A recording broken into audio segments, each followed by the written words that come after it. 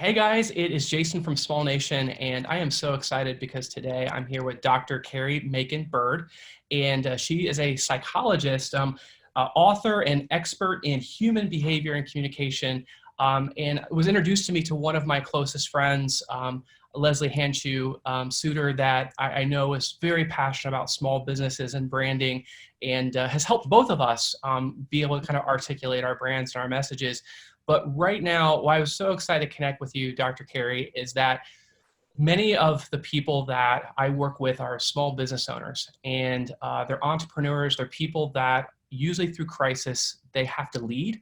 And, we have been overwhelmed with so much information that is coming in on a daily basis. And also not only having to help our families, as there's been a lot of disruption to our daily lives, but also we're kind of expected to folks to kind of depend on us.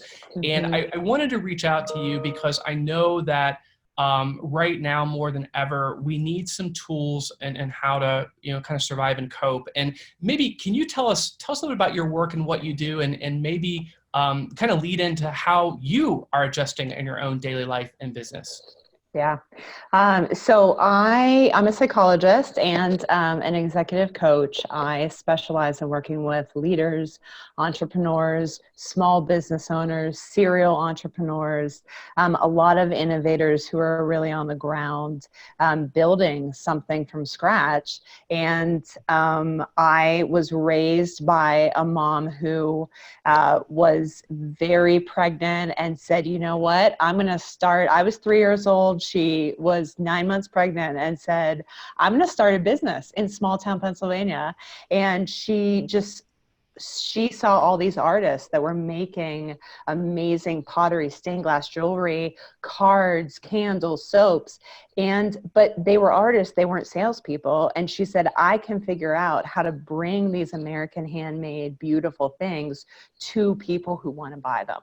So some of my earliest memories are playing behind a cash register and playing in the counter. And every Christmas Eve, my mom had a procrastinator sale.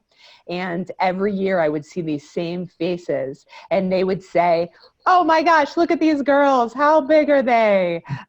So I think that I was just kind of raised in this spirit of you in, small town Pennsylvania, small town America, of you can make something and be a really important piece of the community.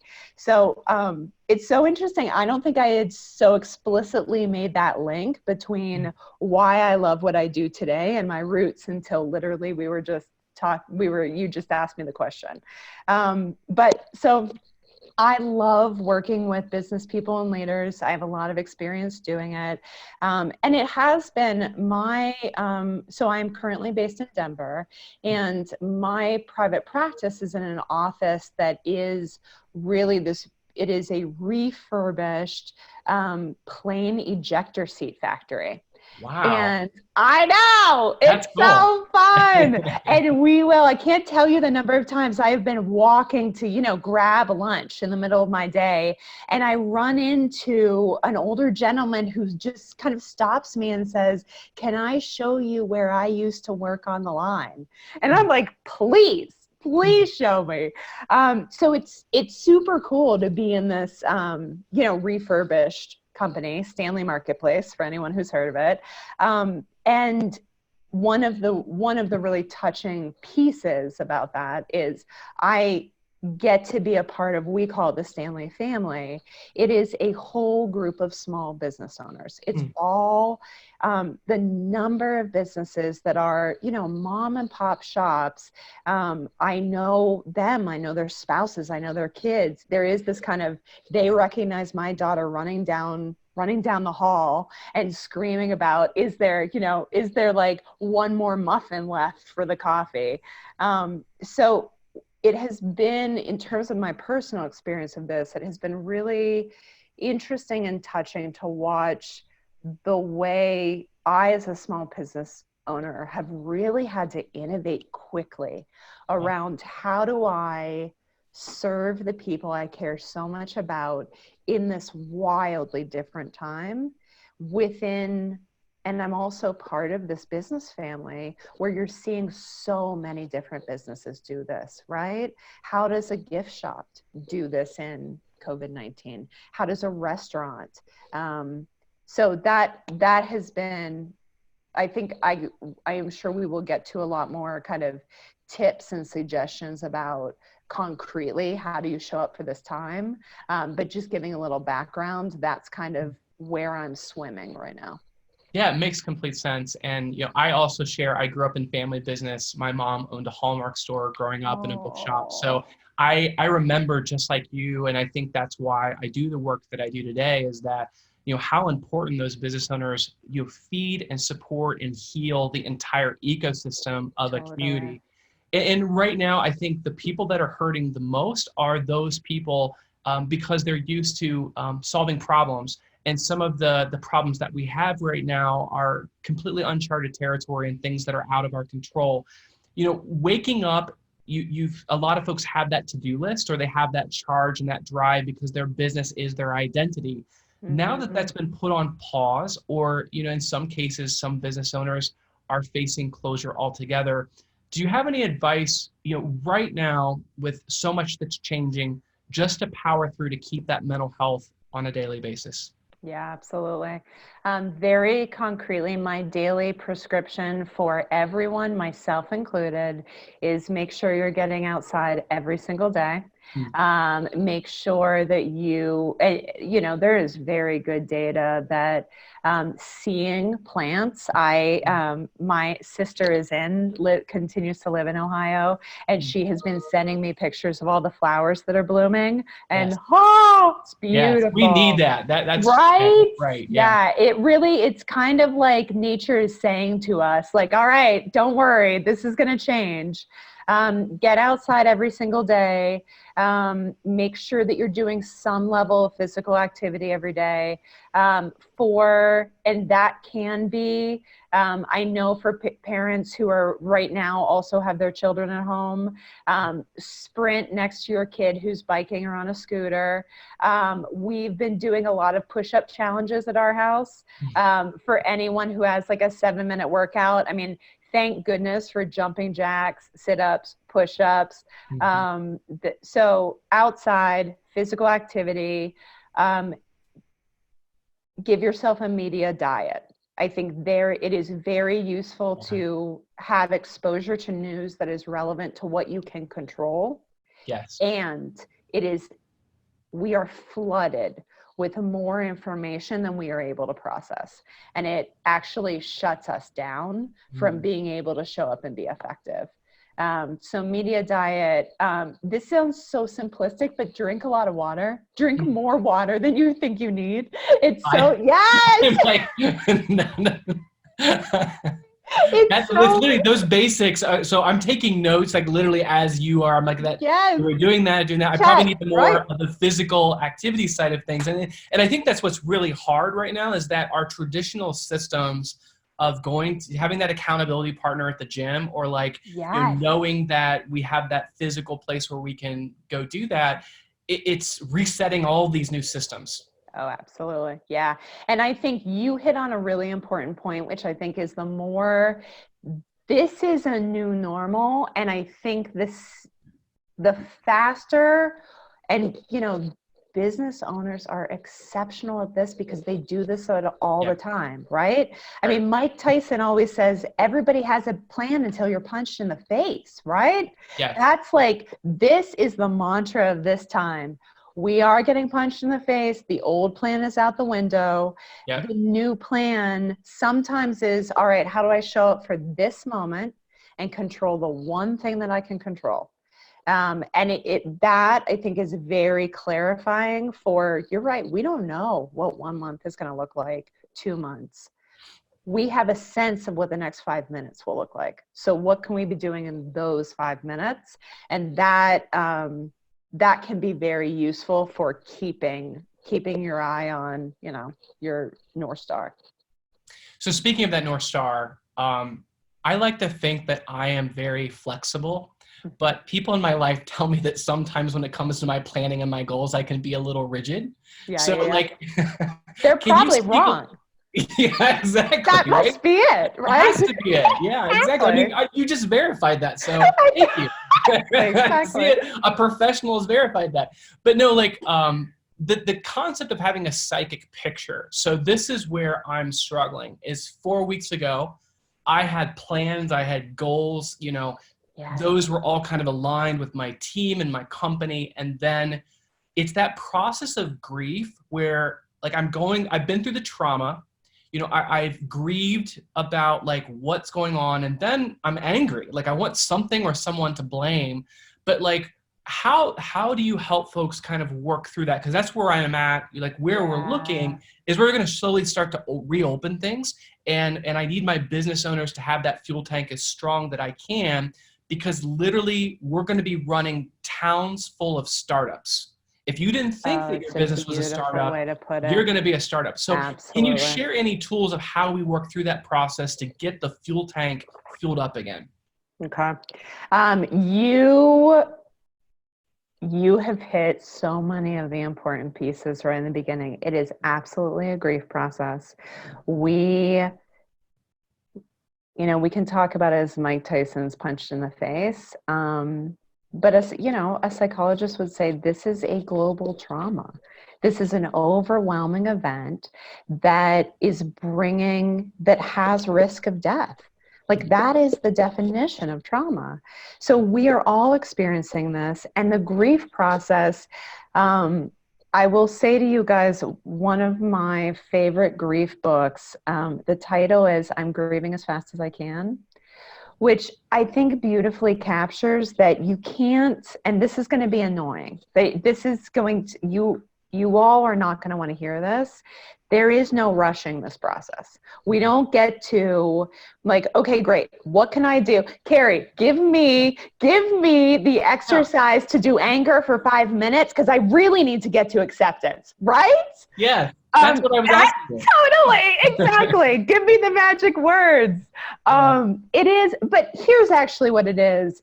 I think sometimes in the popular culture, the grief process is seen as linear. It's absolutely not linear. It Mhm. is waves and it goes in circles. So, I mean, and anybody who has felt panic and then has felt okay and then has felt panic again, you're experiencing this, right? Like I'll have moments where I'm like, I'm in the game, I'm being flexible, I'm showing up for whatever needs to happen. Yeah. And then typically right around 9 p.m., I'm like, I don't know what I can do this. What's Yeah. happening? No. So the good thing is it's going to pass. It's going Yeah. to keep evolving and changing. Concretely, I think having an awareness that the anger is totally normal and understandable. The fear, very normal and understandable. The sadness. I Yeah. think and that is the one place, and I hesitate to say it because there is no skipping, right? We don't get to fly to the top of the mountain. You just got to trudge up like everybody else. Um, Under that anger, and I will only speak for myself, but I think I have seen it again and again and again. Under that anger is a lot of sadness about the dreams that are not getting realized. You Yes. know? Well, and I think, that's what I'm trying to help folks work through, because many of them, they constitutionally are opposed to getting on unemployment and asking for these bailouts. And unfortunately, like a lot of the government programs are just not coming, or No. many of my small business owners don't kind of fit the mold to qualify. So one thing I have hope is that small business owners, like it's what you were saying earlier, they're creative and they're innovative and like they're ready to kind of work through this. What's been hard is that there's not a specific enemy and there's not a specific timeline. So I think what we're going to hear more of our leaders start to talk about as we get better data is when the fog lifts, how we can start to prepare for that new normal.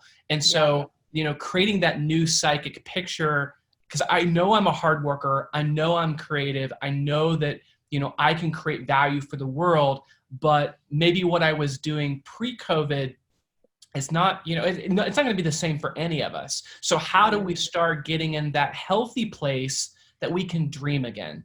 Yes. Let me say, so there are two things I see that did not anticipate and I find very intriguing among business owners. One, and I want to speak to business owners with this. I think I would invite you to start listening and watching for these things. I mean, still be raging, sure, right? Like be angry about how ridiculous this is and how heartbreaking it is the way this has played out. Absolutely. Because the way you get to be is your fully at A first. So be fully at A for a while, right? Absolutely. Yeah. We got time. Yeah, true. Um, some hints of where B is. One, I have been very intrigued to see the ways communities are expressing through their money and their feedback where they believe businesses are adding value. Does that make sense? It does. I mean, I can speak in our own town that how important our local food movement has been, and Yeah. all the folks that raise food, that make food, the local restaurants that serve it. And probably one of you could kind of feel it in the community that when we had to close down, the places that we love and know and that make our town so unique and distinctive, we all felt that hurt and that pain. And we're yearning to again celebrate community and friends and family in those places again. I think what we're doing is preparing our entrepreneurs for how they can reopen those places in a safe way. Yeah. And I would say to business owners, be looking to your customers and asking your customers, what are you missing? What are you most missing? Because that is great market data. The other thing that I'm seeing that, frankly, I find so inspiring is, there's been a lot of there in some kind of LinkedIn streams, there's been a lot of discourse about, and inspirational discourse about the startups that begun in the recession of '08 and '09. The places like their things are being burned down, and that is heartbreaking. And it is clearing the way. It is making these huge clearings for exciting new innovation. And I cannot tell you the number of business owners who have said to me in professional and personal circles, Kerry, I don't have anything to fear because it's all happened. I'm doing the crazy idea. And that is absolutely true in my own business too. The things that I have been like thinking about, for a year or two and being like, no, I don't, it's kind of scary. I'm not sure, blah, blah, blah. Now it's like, what do we have to lose? What in the world do we have to lose? Let's just do it. Let's try it. So that is something that I think, again, it's just like y'all were made for this, right? You were made to show up in disruption and do something new. And I thank you for sharing that. And I think so many people need to be reminded of that. It's just, it's getting the framework in your mind aligned around that. And I've been using the analogy of getting people the space to dream again. And so like, I think it is much that we can do to heal. We talk about health in a community. It's not just our physical health, it's our mental health, our spiritual health, our financial health. And I think what I'm trying to talk with folks about is getting that 20,000 foot view of how all those pieces fit together. What are your thoughts about that? The 20,000 foot view. And yeah, I mean, sorry, ask me a how different do we way. integrate? How do we integrate? It's not just us as entrepreneurs. How do we integrate in the community health? We a lot of talk, a lot of the airways is about the virus, and the virus is a serious issue, but there are other issues related to our whole ecosystem of health that from a 20,000 foot view that I think is really important that we also look at and focus on. Yeah. I think a piece of, for me, what comes up as you talk about that is I think this has provided an opportunity for people to be in a shared experience together, and some examples of, and it's interesting, this is both on a personal level, but then, as the local papers cover it, you see it kind of cascade out, the way that people are figuring out new ways to support their community and to do it together with these really, it's pretty interesting, isn't it? The level of creativity around how do we support our healthcare workers when we have such physical constraints, right? How do we continue to flood our food banks? I think that has been, for me, one of the most heartening experiences. And frankly, we know from the trauma literature, one of the great predictors of resilience is not going through it alone, and a continued awareness. Figuring out, the predictors of thriving and resilience after trauma are being clear about what you control and how you can cope, right? Being clear that you are not in alone, and making sure to continue to connect with people, which I think is one of the real functions our communities can continue to do. And then, and this is for later, it is, what do we learn from this and how do we make meaning of it? I really like that. One person used the analogy of a lot of what we're going through and some of the way some of this aid and government programs and things are working is like, we're literally building an airplane while it's flying. Which makes it messy, scary, but the good thing is that there's still action. But I happen to think is when the flight attendant is giving the safety tutorial, they talk about that if there's a loss of cabin pressure, the masks drop. And the first thing they say is you've got to put that mask on yourself before you help someone else. And so that analogy is what we do as leaders. Sometimes we sacrifice ourselves. Absolutely. We are there for everyone else. And so how can you speak to that person that is trying to heal and help their family? They're trying to coach and support their employees, and they cannot do it all. Yes, absolutely. And when you say speak to that person, you mean everyone, right? Because we are all doing that. Yeah. We're all doing it. My mantra is you must inhale to exhale. They are fundamentally linked, right? And especially, this is no sprint, man. Like, we all got signed up for an endurance race, and shocker, we don't know what the course is. We don't know what the elevation change is. We don't even know how long it is. Right. So, A, we need to take every water break that we go past, and B, we need to make our own water breaks. Like, this is, and for leaders who, understandably, might just be in a space of like, no, I got to keep going. There's no time. What I say is two things can sometimes be helpful in unhooking that mindset. One is, do it to show your employees. Don't do it for you, Ben. Do it to show them, because they need sleep. Yeah. That they need to show up for their partner and for their kids too. Do it to model permission for them, if nothing else. And the other piece is what I say is, do you think that the Navy SEALs meditate so they can put their head in the sand and pretend that the conflict isn't happening? No, of course not. That is not, like, self-care is not the final step. It's the first step. It's the way you prepare to show up for this challenge again and again and again. When your battery on your phone is at 2%, you don't say more, you plug it in, right? It's like, that's no problem. You're human. We have human bodies. We have physical needs. You just plug in and then you keep performing.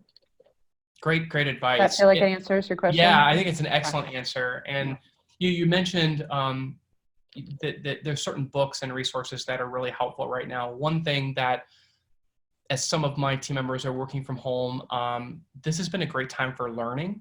And Oh, so yeah. we've been plugging in some online education and even looking new ways that we at Small Nation can help other towns and communities. If they're not able to physically come for some of our trainings and our experiences and tours, how can we do that training virtually? So it has been, like you said, this period of amazing transformation. Are there any kind of books and resources right now that if someone's at home and they're wanting to kind of really work on that self-care aspect of their life that you would kind of point to or recommend them at Yeah, this point? absolutely. What I hear from many people is their attention spans are very small right now, and that is super normal, right? Like if you were experiencing wanting to eat a lot, having no appetite, sleeping, wanting to sleep all the time, not being able to sleep, having super short attention span or memory problems, welcome to the club. Super Yeah. normal. Okay. So given that, I think I would recommend following some of your heroes and the great thinkers. I mean, that is one thing I'm saying to people about, again, circling back, how do I walk through this grief process? Look to your business heroes and be reading their biographies because you know they went through struggle. You know that there were times where no one believed in them, or the market crashed, or someone else stole their idea. Like that, having kind of being able to really source the experiences of your own heroes can be really grounding. This unfortunately is not consistent with the short mindset, short attention span. One of my very favorite kind of life and business books is Ray Dalio's Principles. One of the things he says there that I think is relevant now as much as ever is the more you can see life as a game and figure out how do you and your strengths succeed in this game. Hmm. What are the rules of the game and how do you win? And he gets much, I mean, that top level feels a little simplistic, but he gets much more into the depth of, all right, how do you do that concretely? I think that's a really wonderful read. And it is kind of broken down by principles, so you can read a little bit at a time. The other thing, actually, Tim Ferriss's Tribe of Mentors is he asked hundreds of experts across a variety of areas the same handful of questions. And there's ones that are very useful for this time. Like, what do you do when you're overwhelmed and you can't focus?